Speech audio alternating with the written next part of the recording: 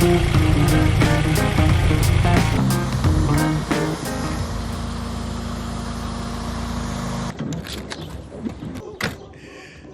know we're in Pretoria when the beard's bigger than the car. Yes.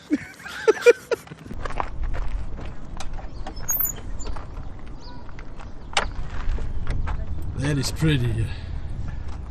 Thank you. Jeez, man. Hello, Vincent. Hi, how are you? Vincent Hugo. Vincent Hugo. I'm a turbo repair guy. I fix turbos for 13 years now. Everyone wants boost, more boost, boost, more boost. So, you have built yourself a quite an interesting car. It's a 1966 Mark 1 Cortina Ford. How many of these are in South Africa first? To be honest, I only seen 8 or 9 of them. But if you drive around in Pretoria, Joburg, you don't see them. The history, it was my grandfather's father's car. It had a 1600 Kent motor. So I told my dad, nah, I don't want a Kent motor, I want a twin cam. Mazda 2 liter FE. The bottom end is still Mazda or FE 3N. Stock cranks, stock FE rods. I actually got bucky pistons in. The Mazda B2 200 bucky pistons. Cams has been done, port, flow. So the head's a special piece? Yeah, the head is a special piece.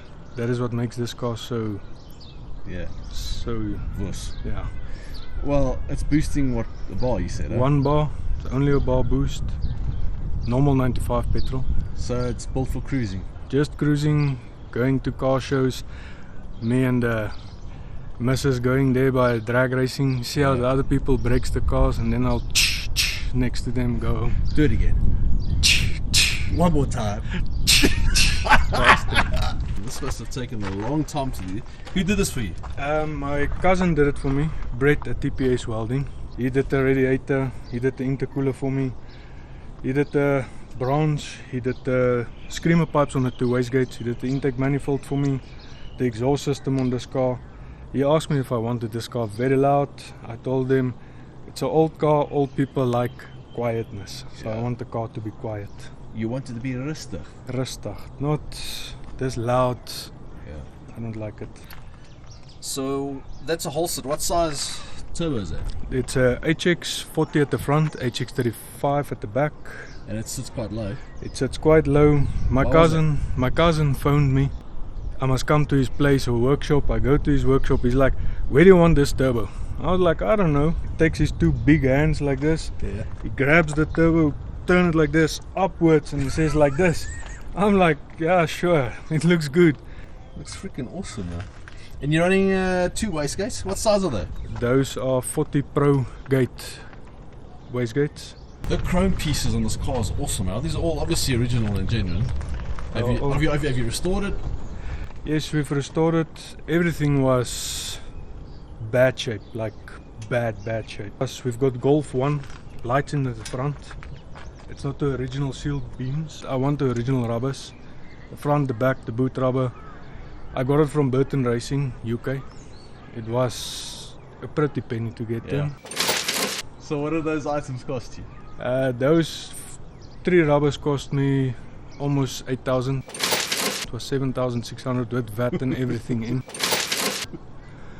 The quarter vent rubbers, the 2 quarter vent rubbers on this car was bad shape. The back quarter vent rubbers also bad shape. I only got those from Old Scots Rubber in Australia. The 4 rubbers was also 6,500 rand. What was your biggest challenge with this car? The biggest challenge on this vehicle were the motor, the gearbox and the diff. We didn't cut the firewall on this car. If you're gonna take this cross member out, the cross member comes out of a Mark 1 Escort because I wanted the rack and pinion. We open up the hole a little bit under, there's a cross beam inside. We cut that cross beam to make the gearbox fit, and the diff was the most difficult to fit because what are you using? It's an N75 diff, so it's a wide diff, and this car's back wheels is not that wide. Talking about spinning, is this thing tail happy? It is tail happy, yes. Have you had any interesting moments? I was standing like this by the robot. Alright, let's try this first gear. And I hit it first gear. When I go to second gear, this tail is coming out like this, coming this side. When I went to third, I turned a 360. The whole way home, I was like, wow, driving normally. So you had a brand new Coke when you got home? Yeah, brand new. What management system are you using? I'm running a Dictator 2X. The power that's making it Richard's dyno is 230 kilowatt, 380, 350 newtons. The Pinto 8 valves, that was one of the engines I was looking at. But I don't know, something about the 2-liter FE just inspires me about the power that it's got, the sound it got. Yeah. That's why I went with the engine and that's why I fitted it. Yeah. Did the Honda engine ever cross your mind? No, I don't want the car to be slow. I do have a lot of friends because, you know, I built turbos. So one of my friends, he's at my place and I was standing like next to the car like this, and he's like, "Why are you standing like this?" I said, "No, I want to change the color."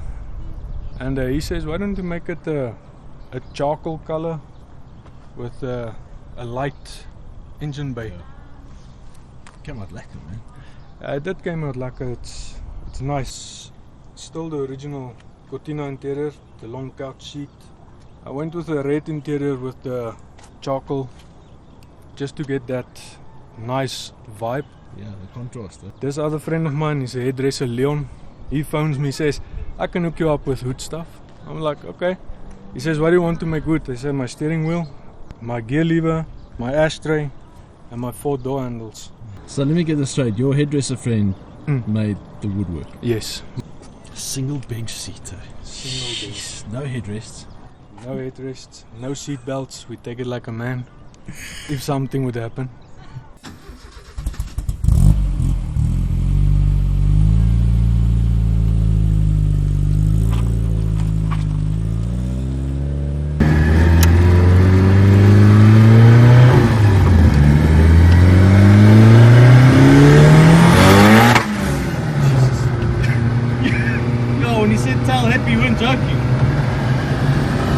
So I've got the Mazda RX-7's gearbox in here.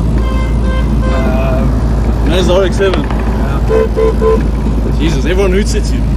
Everyone hoots at me. I've got the RX-7's gearbox in here. I've got the Mazda RX-7? Yeah. What series? 95 model. Right. To be honest with you, I was a small boy. And weren't we all? Michael Ludik. His BMW with the motor. I liked it. It inspired me. Louis Lima's Bucky as well. Yeah. So this is a nice little cruiser. A lot of people like the car. A lot of people like the car. Well, we are in Pretoria North, so.